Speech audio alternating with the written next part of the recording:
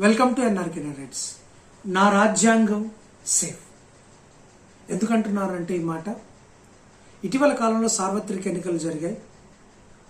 BJP కూటమి అంటే NDA కూటమి మరి మరొకసారి అధికారంలోకి వచ్చింది. నరేంద్ర మోడీ గారు మూడోసారిగా భారతదేశానికి ప్రధానమంత్రిగా ప్రమాణ స్వీకారం చేశారు. ఎలక్షన్స్కు ముందు బీజేపీ చాలా ప్రగల్భాలు పలికింది.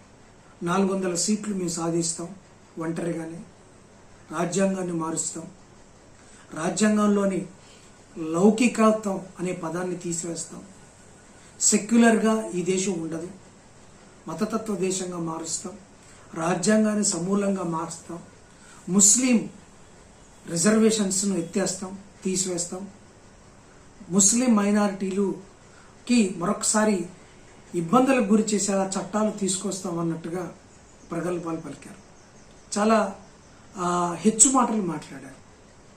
కానీ ఇప్పుడు నా రాజ్యాంగం సేఫ్. ఎందుకంటే బీజేపీ ప్రభుత్వం అధికారంలోకి వచ్చినప్పటికీ బీజేపీకి అనుకున్నంత మెజారిటీ రాలేదు, 400 సీట్లు రాలేదు. బీజేపీకి సొంతంగా మ్యాజిక్ మార్క్ కూడా రాలేదు. అంటే బీజేపీ పార్టీకి సొంతంగా 272 సీట్స్ కూడా రాలేదు. వారు 240+ దగ్గరనే ఆగిపోయారు. అంటే మిగతా టీడీపీ, జనతాదళ్ ఇటువంటి పార్టీలన్నీ కలిసి 290+ దాకా వెళ్ళి మొటామొటిగా గవర్నమెంట్ని ఏర్పాటు చేశారు. ఓకే, అయితే ఇప్పుడు వాళ్ళు రాజ్యాంగాన్ని మార్చాలన్నా, రాజ్యాంగ పీఠికను మార్చాలన్నా, ఇటువంటి కీలకమైన నిర్ణయాలు తీసుకోవాలంటే వారికి 1/3 మెజార్టీ రావాలి, 3 అంతుల మెజార్టీ కావాలి. అంటే పార్లమెంట్లో 3 అంతుల మెజార్టీ రావాలి. ఇప్పుడు అది లేదు.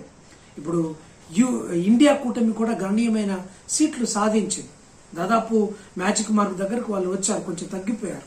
సో ఇప్పుడు వీళ్ళు పోటాపోటీగా ఉన్నారు. కాబట్టి రాజ్యాంగాన్ని మార్చాలన్నా, రాజ్యాంగపు పీఠికను మార్చాలన్నా, లౌకికత్వాన్ని తీసివేయాలన్నా, ముస్లింలకు క్రైస్తవులకు ఇబ్బందికరమైన పరిస్థితులు నెట్టివేయాలనే కొన్ని చట్టాలను తీసుకురావాలన్నా ఇప్పుడు ఆమోదయోగ్యంగా ఉండే అవకాశం లేదు. ఇప్పుడు అంబేద్కర్ గారు రాసిన రాజ్యాంగం సేఫ్గా కనబడుతుంది. ఎందుకంటే నరేంద్ర మోడీ గారికి వారు అనుకున్న మెజారిటీ రాలేదు. 400 సీట్లు వస్తేనే వారికి పార్లమెంట్లో చట్టాలు సమూలంగా సవరణలు చేసే అవకాశం వాళ్ళకు లభిస్తుంది. ఇప్పుడు ఆ అవకాశం లేకపోవడంతో రాజ్యాంగం సేఫ్గా ఉంది. ముస్లిం మైనారిటీలు కూడా సేఫ్ అయ్యారు. వారిప్పుడు చక్కగా ఏ ఇబ్బంది లేకుండా ఉండొచ్చు.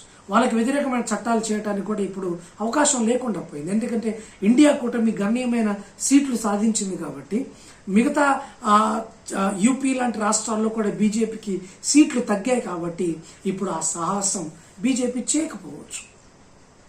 సో ముస్లింలు సేఫ్, క్రైస్తవులు సేఫ్, అలాగే భారత రాజ్యాంగం సేఫ్.